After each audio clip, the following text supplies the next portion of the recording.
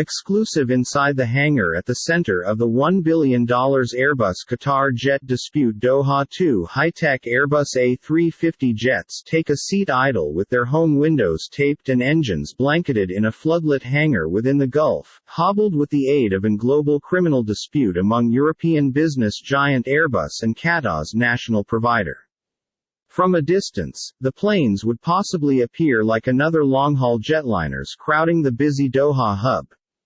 But an extraordinary on-site visit by newshounds confirmed what regarded to be evidence of damage to the surface of wingtips, tail and hull. The two planes, worth round $300 million combined in keeping with analysts, are amongst 23 grounded A350s at the center of a $1 billion London court docket struggle over whether the damage represents a potential protection hazard, something Airbus strongly denies. The planes were grounded via Qatar's regulator after untimely paint erosion exposed damage to a steel sublayer that offers protection to the fuselage from lightning moves. Other airways maintained to fly the A350 after European regulators declared the aircraft secure. Journalists were granted uncommon first-hand access after soliciting for the visit on the sidelines of an airline enterprise assembly in the Qatari capital, Doha, this week.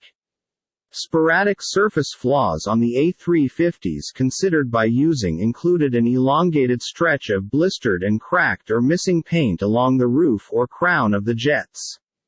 In a few areas, the protecting lightning mesh that sits among the hull and the paint appeared uncovered and corroded.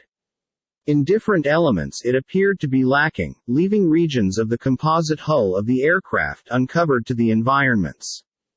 The paint on the tail of one of the A350s emblazoned with Qatar Airways' maroon Arabian Oryx brand was pockmarked via cracked and lacking paint that uncovered the layer underneath. Airbus and Qatar Airways had no immediate comment on findings.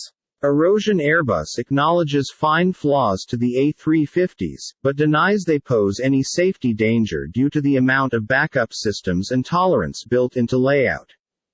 Qatar Airways has argued this will be acknowledged until in addition evaluation, and is refusing to take greater of the planes.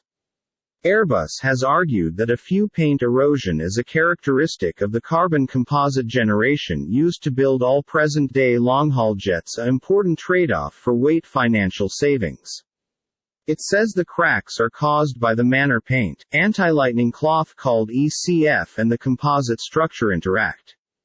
The tail does now not all include the ECF foil, prompting a technical debate over whether or not the damage there's resulting from the same trouble.